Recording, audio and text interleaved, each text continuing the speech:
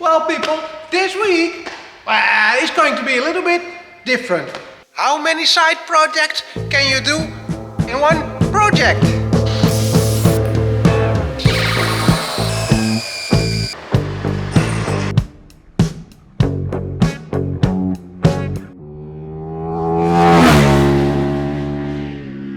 The shop is getting too packed up. I picked up this project from a long time old friend on the tuning scene, and this is why the community is so cool, that you meet friends again after 25 years and they ask you to do their car. So I could not say no, but I planned this for a long time, but every project that is in the shop at the moment is taking way longer, and now it's so freaking full. I've got two projects over there. This ramp is full.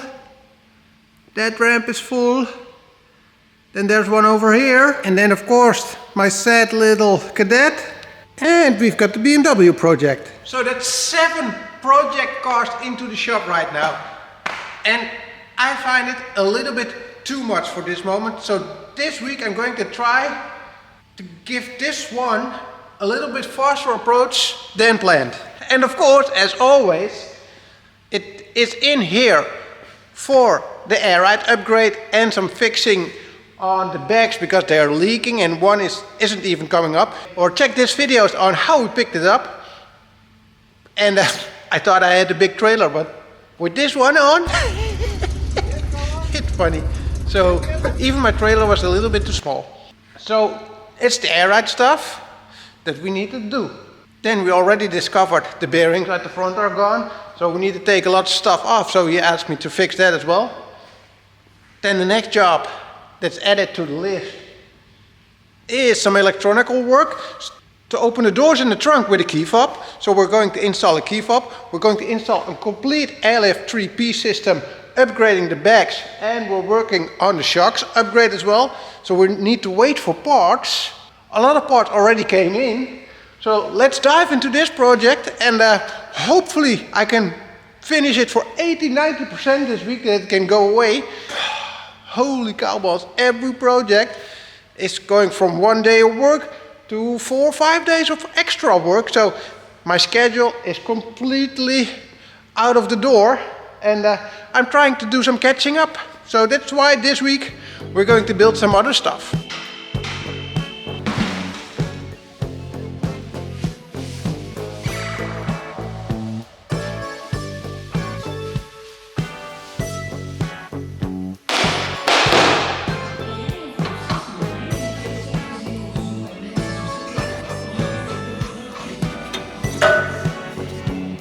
Well, the first crazy stuff that can use some adjustment, so this is the eye, and this was the bushings, or this was the rubber. Well, it should be a bushing, but this was keeping it into place. Not the best solution, I guess. It works, but we can improve that. So let's find some shocks, let's get some improvement done.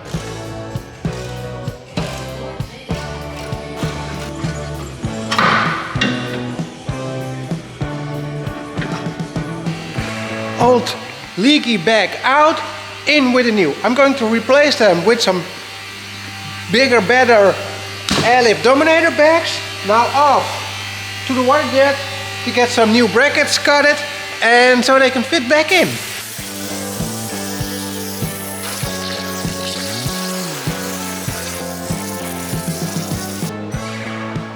You know what's actually so cool on wrenching on an American? I can completely disappear in just the front wheel arch. You're not in this tiny European space. Well, that's strange. This shock is still good.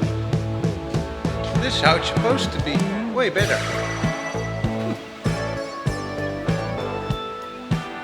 Well, you can see one's broken and the one's still coming out. I think with this much play in such a big hole, it's not strange that this shock's broken. This shock's still good because it was mounted properly.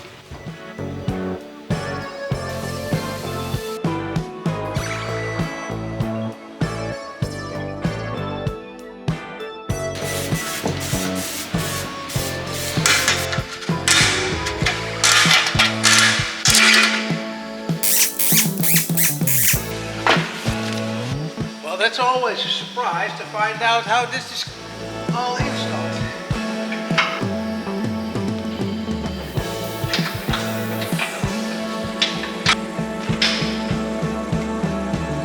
Well, okay, there is the carpet, and the bolts that you see over there are from the compressor. So we can reach it under the compressor there. We're going to replace the compressor anyway, so let's make this all a little bit better.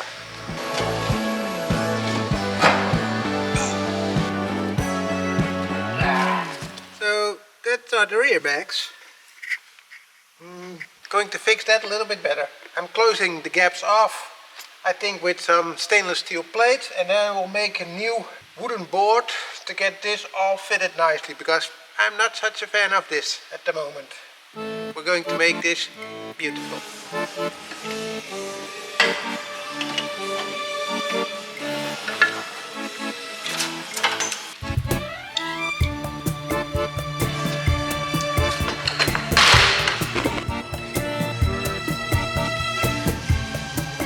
That's the rear bag cleaned out with some improvement. Now, let's test them and see if they stay on pressure, so we can get the first things back in the car. Oh, and I need to check the rear shocks. So first up, I will go and see the wiring. But with European cars it's easy, and well, this is all flat. So how the heck did they put the cables under? Let's see how this goes.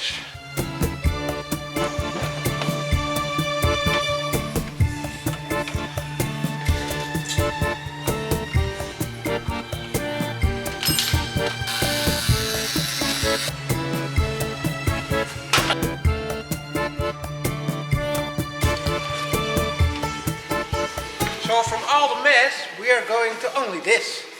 Isn't this easy? We have just a couple of wires, all in one loom, and ready to go with the LF3P controller. Well, this is all looking way better now. We've got some nuts over there, no bolts that we cannot reach. That's way better. Got some sound deadening on the plate, so we can make a nice base plate over it. Well, since we're making everything so nice, I want to upgrade everything at the rear as well. So I want to make some cover plates so that the holes that are in there will be covered and there will be no moisture or possible moisture in the trunk anymore. So we're closing them off with the base plate and a rubber seal. So let's go fix that.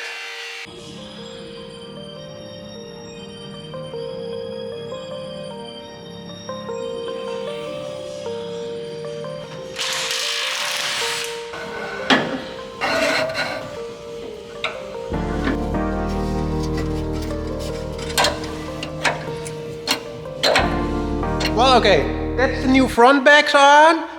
It looks a little bit tight on the space, so I want to check before we go on, just in case we need to clear some space. I don't think the original bags were with that much room, because the width is the same, so it should be okay. So let's take a check just to be sure if the fronts are okay.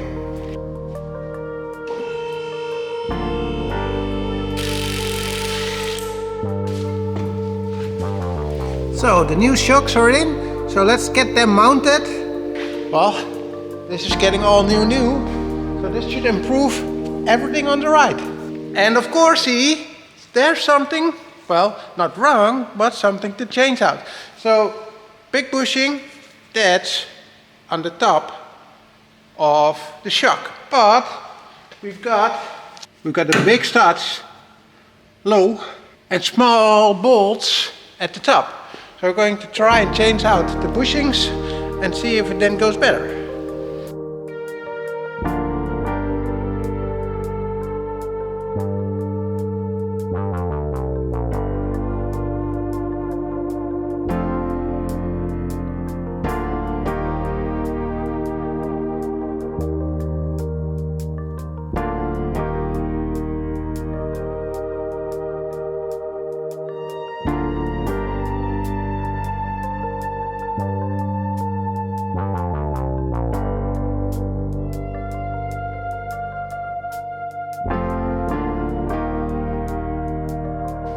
And then of course the next tuner thing, these are the old ones and the new ones.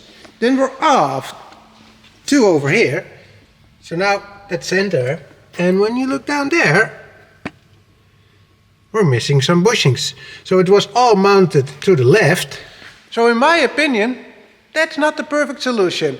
Let's go make it straight, put a bushing next to it so that the travel will be in a straight line. That will improve everything at its best.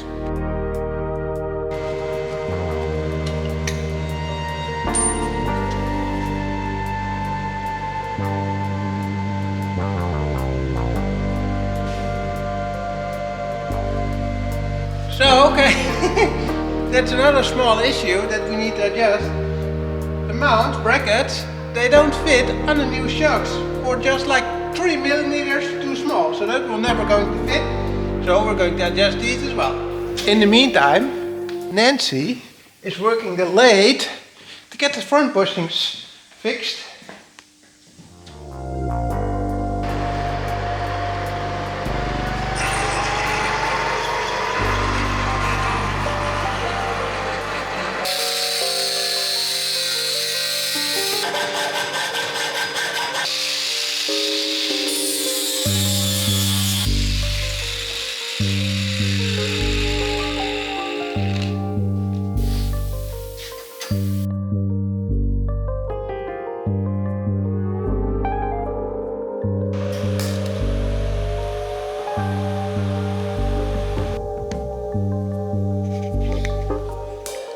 Well, some nice front bushings. Nancy got the bushings on, and this is how a project goes. A lot of people always ask me on how long does a project like this take, or how much does it cost?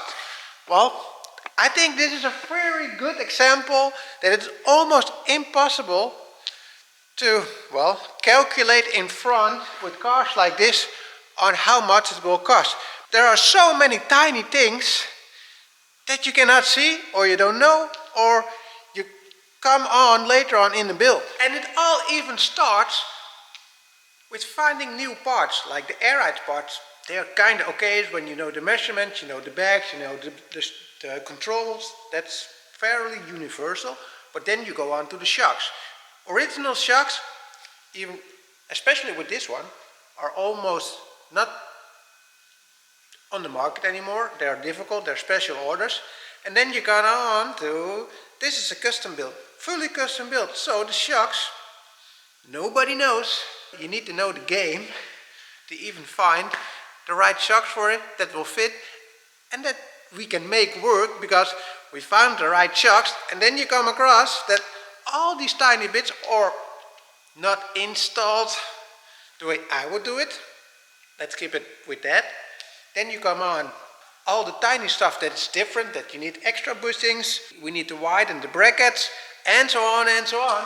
So this is a good example on how difficult it is to calculate the hours and the amount of effort that goes into a build like this. But this makes it so damn cool and so damn interesting for me to do, because you never know. And of course, we're off for another project. Let's take a look. These shock bodies are a little bit wider, so the thing, it's hitting the bracket. Oh, nicely. And I'm seeing something else. I'm seeing a crack in the bracket. So maybe we should fix that as well. And maybe it's a good thing to check the other side on the bracket as well. We need to grind it out anyways. So probably both of them some welding. Okay, the other side, what will it be? Yep, that's cracking too. So that will be some grinding and welding first, then we can go on and mount the shocks. Oh.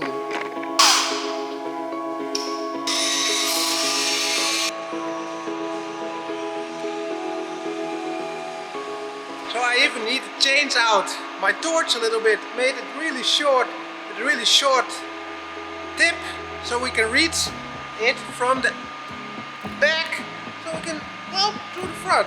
I'll try to show it on camera a little bit.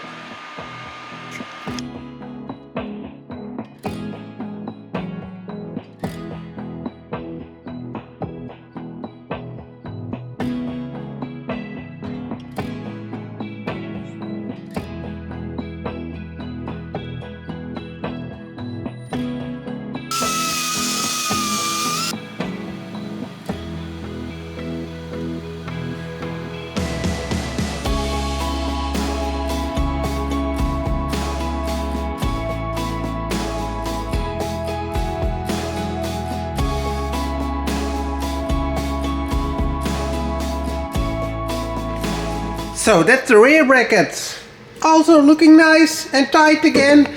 Fronts are done. Now quickly get the rears under and we can finally go on with some air ride stuff.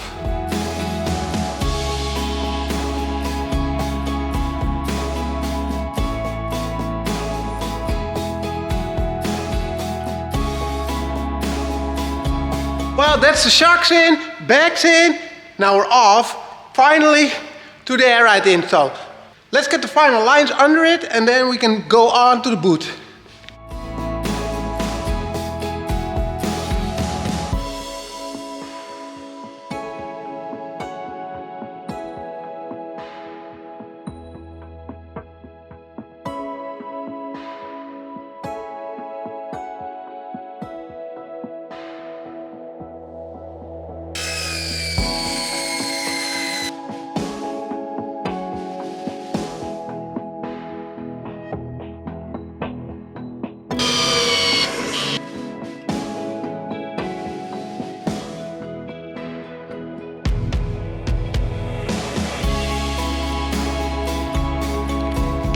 So okay, that's in rough lines the plan of the boot build. I will make a front plate a little bit later on that it will all look nice. Let's first get some trap nuts in, mounting points and all the stuff so that we can go on with this point.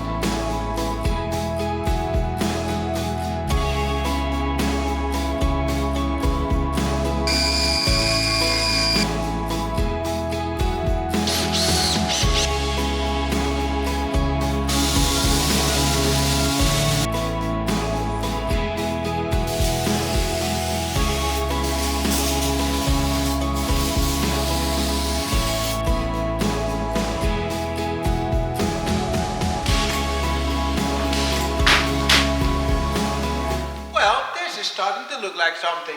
Now mount some parts on it and then another test fit to see how it looks inside.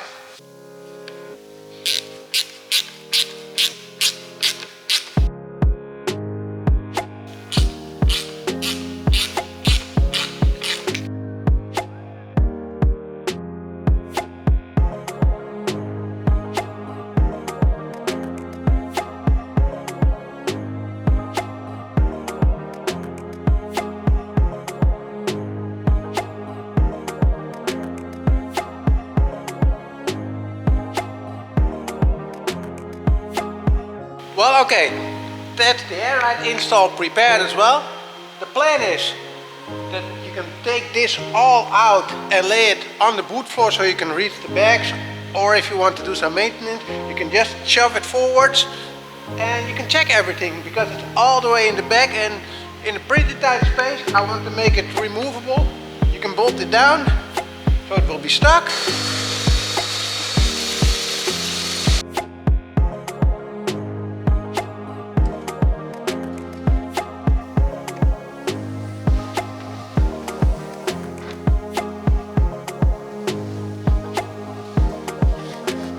Well, that is one fancy looking boot. I only need to connect the lines and the electronics and then we're ready to go. So another piece of the puzzle almost done. We're getting close now. I'm not going to make it in this episode to get it fully finished because another day is gone. With all the side project and the setbacks or the extra things to make it all perfect again, it took a little bit longer than expected, but it's a big car, big jobs, big things to do. So yeah, that's what you get with building cars like that. You never know what you will find out, what you will come across, and I'm not one to leave it all simple. I like to make it good again, so that's what we did. Everything is under, everything is ready to go. Only thing now to do is get the electronics done, get the final air lines connected to the manifold, and then we're ready. Thank you all for watching. I hope you liked this episode because, well, as you can see, the shop is way too full of my likings on working this way. So I want to get some projects finished and out of the door, but the plan was to get this one finished this week. Well, I always feel a little bit sad that I don't reach my goals or my schedule, but as always with these tuning cars, and this episode is all about how difficult it is to reach the schedule on building stuff like this, because now you know, and now you have seen that nothing goes the way you want it. It's always like this. On the other hand, this is why I do this, because I like the challenges, I like to do different stuff, the non-standard stuff. So thank you all for watching. Like and subscribe to the channel, and put something in the comments too. Well, do you have these problems as well? Let me know so we can chat a little bit about it. Thank you for watching. See you all in the next episode.